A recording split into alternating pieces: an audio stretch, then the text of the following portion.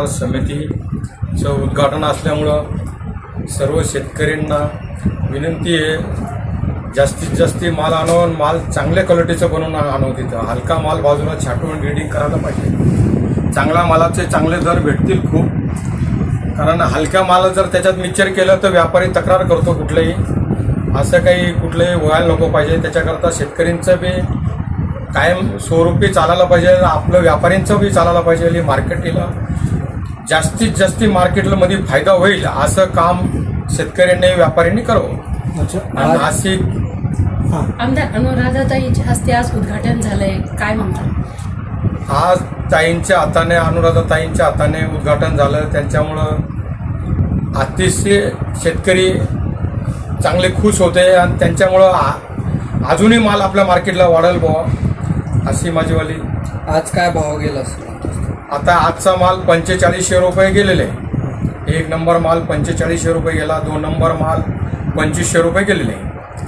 अशा दरातून माल जसा माल असेल तसं योग्य रेटने माल विकल्या जाईल. ते एकूण किती शेतकऱ्यांनी माल आणले? एकूण शेतकरी असतील आज जवळपास 50-एक शेतकरी असतील इथं.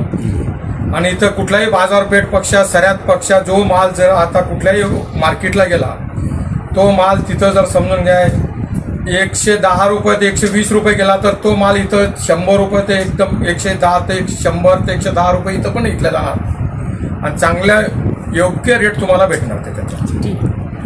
1.5 मिनिटाचं आपलं नाव सांगा. भरत शेठ सोनवणे, छत्रपती संभाजीनगर, करमाड मार्केट. रासमध्ये असं आहे की आपण माल जो आहे आपण 4000 रुपये कॅरेट पण विकला तर आपली रास त्यांच्यापेक्षा असं आहे की 10 ते 12 रुपये जास्त असते. पण सर्वात फायदा शेतकऱ्यांसाठी असा आहे की त्यांना इथून नाशिकला माल घेऊन द्यायचा असेल तर त्यांना एका कॅरेटला 80 रुपये भाडं लागतं. लेबर खर्च, ट्रान्सपोर्ट खर्च आणि सर्वात महत्त्वाचा त्यांचा टाईम 1.5 दिवस टाईम वाया जातो. इथे असं आहे.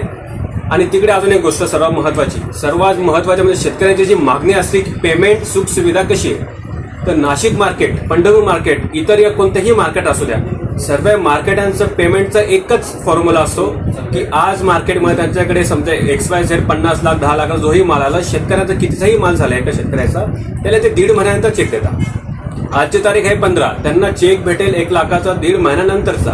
मग ते शेतकऱ्याला तो चेक घेऊन येणं, घरी येणं, 1.5 महिना वाट पाहणं, मग तो चेक आपल्या बँकेत डिपॉझिट करणं, मग ते पैसे विड्रॉ होतात. आपलं असं आहे की सेम डे पेमेंट अवेलेबल.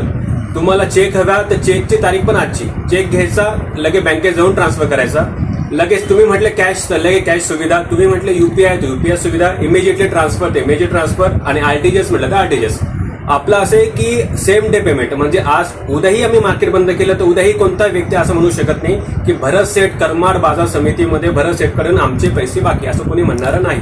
आपलं पेमेंट सुविधा आपल्यापेक्षा फास्ट मला वाटत नाही की कोणाच्या असेल. सेम डे पेमेंट हे कोणाचं सध्या इथे कोणाचं आहेच नाही, जवळपास राहूच शकत नाही. आपण सेम डे पेमेंट देतो. मालाचं आपण असं आहे की फायदा असं आहे की 12 ते 15 रुपये किलोचा शेतकऱ्यांचा फायदा. पेमेंट पण सेम डे. त्यांचं 1.5 दिवस टाइम वेस्ट होत नाही, फक्त 3 घंटे लागते. सकाळी 10ला माल आणायचा, 11 लिलाव, 12ला पैसे, 2 घंटे टाइम द्यावा लागेल. सर्व शेतकऱ्यांचा फायदा.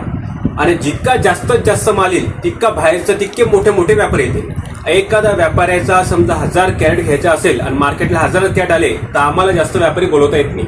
तर व्यापारी म्हणतो की हा तुमच्याकडे व्यापारी आहे तो 1000 कॅरेट घेतो, दुसरे व्यापारी येणार कसे? तर तुम्ही जास्तीत जास्त माल घेऊन तितके जास्तीत जास्त व्यापारी इथे अवेलेबल होतील.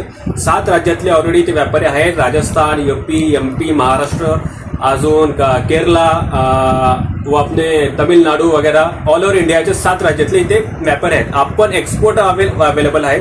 मग तसा माल पण हवा आपल्याला. शेतकरी वर्गांना फक्त एक रिक्वेस्ट करतो की आपण कॅरेटमध्ये जो माल आणतो खाली आपण थोडं खरडा भरतो, डागी भरतो, मिक्स करतो आणि वरती आपण थोडं चांगला माल भरतो की चांगला जावा. तर कसं आहे शेतकऱ्यांना पण व्यापाऱ्याला समजून घ्यावं लागेल, व्यापाऱ्यांनाही शेतकऱ्याला समजून घ्यावं लागेल आणि आम्ही आडतदार आहे, आम्ही दोघांना समजून घेणार. पण शेतकऱ्यांना थोडं सहकार्य करावं लागेल की माल ग्रेडिंग करून तुम्हाला तुमच्याकडे माणसं नसते ना, आपल्याकडे माणसं अवेलेबल आहेत. तुम्ही माल बिंदास मिक्स करून आणा, आपण इथे ग्रेडिंग करत जाऊ. तुम्हाला जो भाव ऑल ओव्हर इंडियामध्ये भेटणार तो इथे माल भाव पण भेटेल आणि तुम्हाला पैसे पण सेम द्यायला भेटेल. तुमचा फायदा, तुमच्या फायद्यासाठी हे मार्केट ओपन केलेलं आहे. तुमच्या फायद्यासाठी कमीत कमी 70 ते 80 कोटी रुपये मार्केट कमिटीने व आपल्या ताईंनी व आपल्या सरकारने इथे इन्व्हेस्ट केलेले. तर हे माझ्या सर्वांना एक विनंती राहील चांगली की सर्वांनी इथे मला नवा, इथे सर्व सुख सुविधा अवेलेबल आहेत. सर इथला माल बाहेर जाणार आहे हो कोणते कोणते देशात जाईल इथला माल? इथून मोस्टली असं आहे की एक्सपोर्ट क्वालिटीचा माल इथे आला तर तो जवळपास 6 कंट्रीजमध्ये माल जाईल. सर्वात पहिले गल्फ कंट्रीजमध्ये जाईल, सर्वात पहिले तो जाईल मलेशिया, तो माल जाईल दुबई, तो माल जाईल म्हणजे मालावर डिपेंड असतं की कोणत्या कंट्रीमध्ये हा माल पास होऊ शकतो.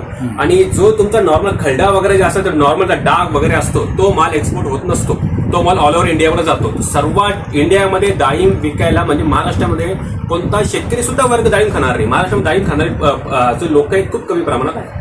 सर्वात जास्त डाळिंब खाणारे म्हणजे आपल्या इंडियामध्ये साऊथ मध्ये आहे, केरळमध्ये आहे. आज काय भाव गेला बरं? आज माल म्हणजे 1 कॅरेट आमचा असं आहे म्हणजे 5,500 रुपये पर कॅरेट असा माल गेलेला आहे. 2 नंबरचा 4,500 पर कॅरेट गेलेला आहे. 3 नंबरला 3500 कॅरेट गेलेला आहे आणि 4 नंबरला 2500 कॅरेट गेलेला आहे. सरासरी असं पडलेलं आहे की सरासरी त्यांना 180 प्लस सरासरी पडलेली आहे. सर, आपलं नाव सांगा आणि इथलं पत्ता सांगा. माझं नाव रोहन भरत सलोने, मी भरत सेटचा चिरंजीव. आमचा ऍड्रेस आहे करमाड कृषी उत्पन्न बाजार समिती, गाळा नंबर B3, जिल्हा छत्रपती संभाजीनगर.